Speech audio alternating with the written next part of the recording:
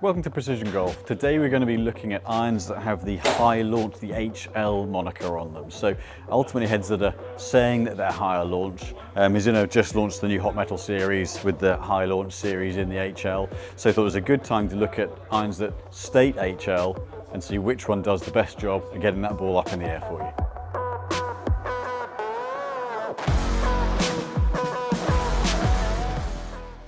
So more and more we see golfers who struggle to get enough height on their iron shots. Now some of that over the years has been down to, in order to hit the ball further, the brands have made lofts stronger and stronger, so lowered loft to get the ball coming out forwards a little bit more fast, more ball speed, more distance. But the problem is that means less spin. So getting the ball to stop when it lands, which is really critical to good iron play and scoring, has actually become harder with some of the current heads. So yes, there's lots of weight at the bottom of the heads, there's tungsten in the soles, lowering the center of gravity in the head to get the ball flight up. There's all of that kind of tech in there. But then loft on a 6-iron has gone from, over 30 degrees 15 years ago to down at 24 degrees on some of them, which is where my old 4-iron used to be. So it's no wonder players are struggling to get height on their iron shots.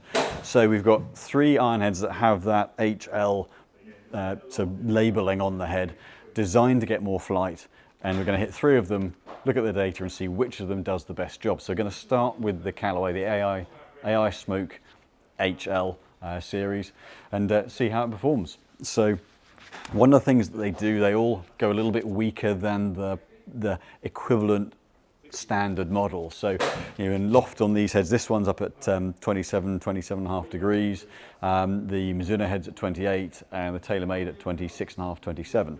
But that actually still shows you how strong the iron head lofts have got, because that's still the equivalent of where an old 5-iron used to be. So, and we'll start off with this head. I'm going to use the Oban, the CT115, which is the shaft that I use in my own irons. I'm going to keep the swing speed down from my normal speed. I'm going to try and keep it kind of low 80s, 81, 82 miles an hour, because that's more relevant to the kind of heads that we're looking at, rather than 90 miles an hour, which isn't where anyone who's going to be using these is going to be swinging it. So keep that club head speed down and see which one does the best job at getting launch angle, but also a bit of backspin, because that again also helps to get the ball landing soft. So we'll do a few shots with each, and we'll compare the data and take you through how each of them does. So let's keep that swing speed down a little bit. Nice, smooth tempo there. Really trying to get to where most golfers who are going to be hitting these shots are swinging. So there's that's just under 80, so if I can keep that tempo there, will be great.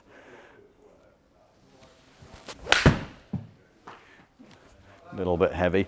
Callaway have put a little bit of a wider sole, so in order to get flight, wider sole, more weight down the bottom of the head.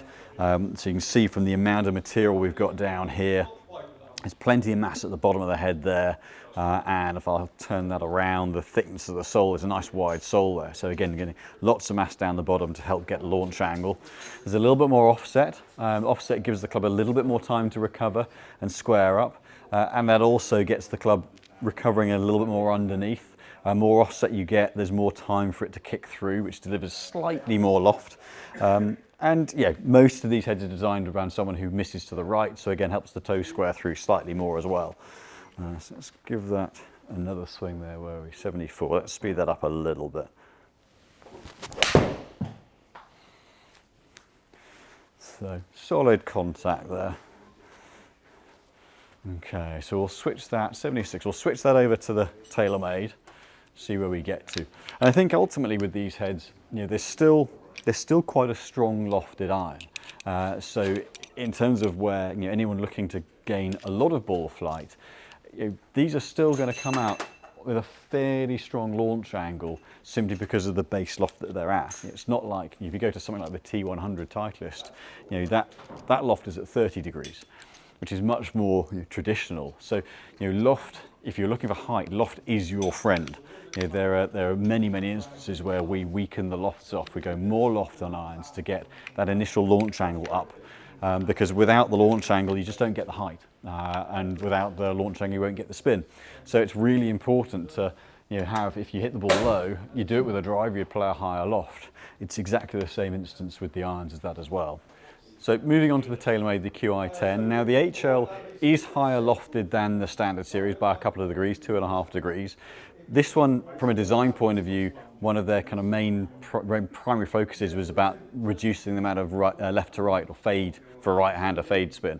For left-hander, it's going to be right to left as a fade. So it's designed to help square the face off a little bit more, but it does have more loft than the standard, the core model. So again, designed to get that extra ball flight. So we've got quite a wide sole here, plenty of width there. TaylorMade have their channel in the sole as well. That helps get a little bit of face flexion, which face flexion low on the face helps just to get a little bit more launch as well. And plenty of tungsten down the bottom of the sole too. So it's a marginally stronger loft than the Callaway by a degree. So we'll see where this now comes out. Again, trying to replicate that tempo and club speed, keeping it just under the 80 mile an hour mark. Both these have a relatively shallow head as well, so you're not going to get the deep heads on these because they're trying to get the weight right down the bottom of the head.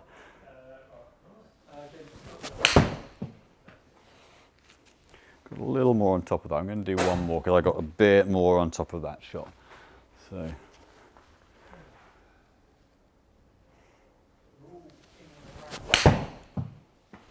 Was a more neutral swing.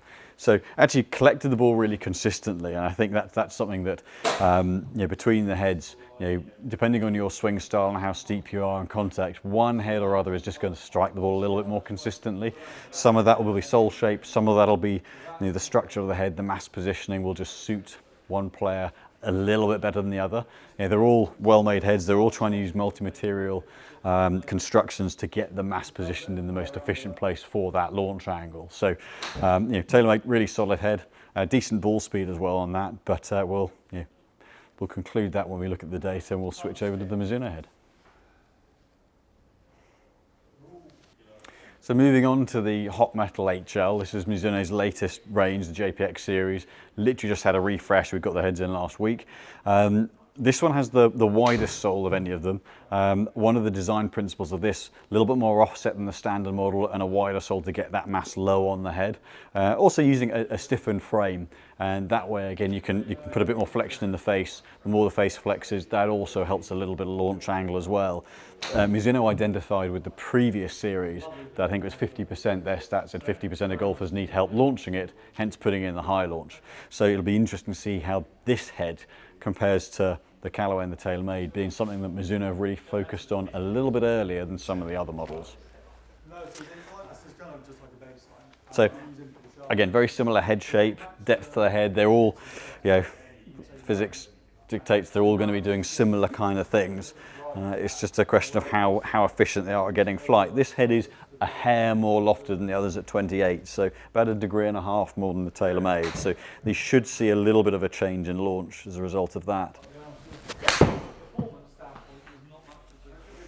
Certainly a different sound, a little less of a hard contact to it, and instinct would say, I think visually where it hit the screen looked to be a little bit higher, but as we said, does have a little bit more loft on it. Speed wise, that's fine.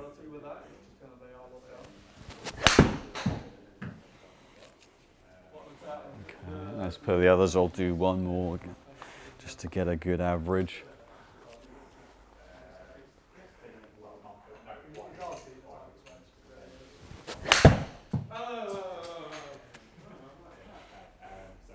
Okay, so you caught that last one just a little bit heavy. That one's a bit, if I'm going to do one more, that's not going to be representative. I'm just going to do one more hit. Let's keep that speed the same. Okay, that was a nice contact. So a little bit of a different sound. All three heads actually really well balanced through the ball. You can definitely feel the head stay with the contact nicely. Good stability, good forgiveness. But ultimately, they all say high launch. Who wins?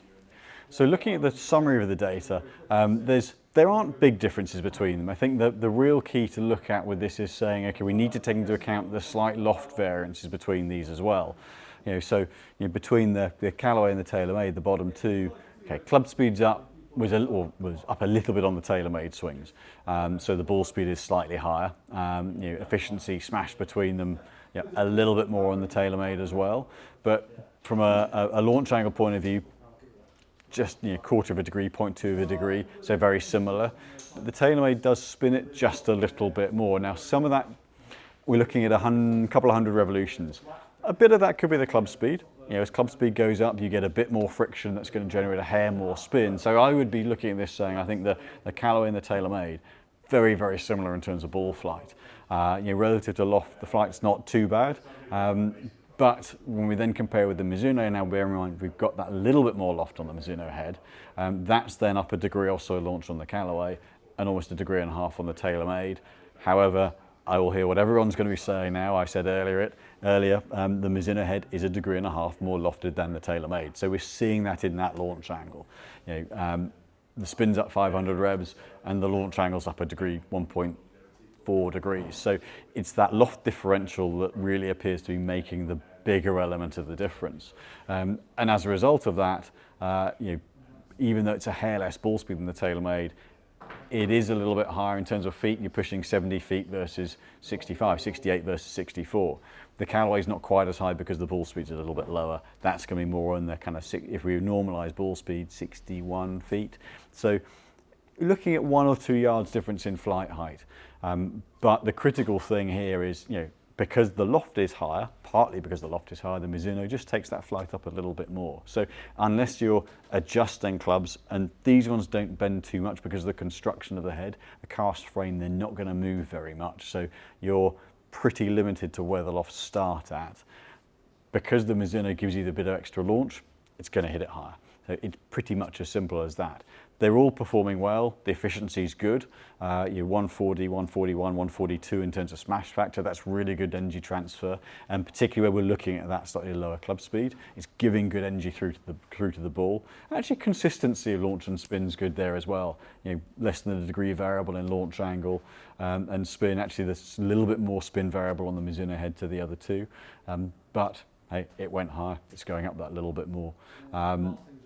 There's a little bit more variance in my swing at this speed because it's not my natural speed. However, I felt it important to be doing this at the lower speed than my natural one, because this is more of an average speed for golfers who are going to be looking at these kind of club heads. So it's a more representative test to look at where this speed sits, launch and spin sit, because at my speed I'm going to see noticeably more spin, and then it becomes a little bit less relevant test for those who might be looking at these heads. So I hope in that respect this has been useful.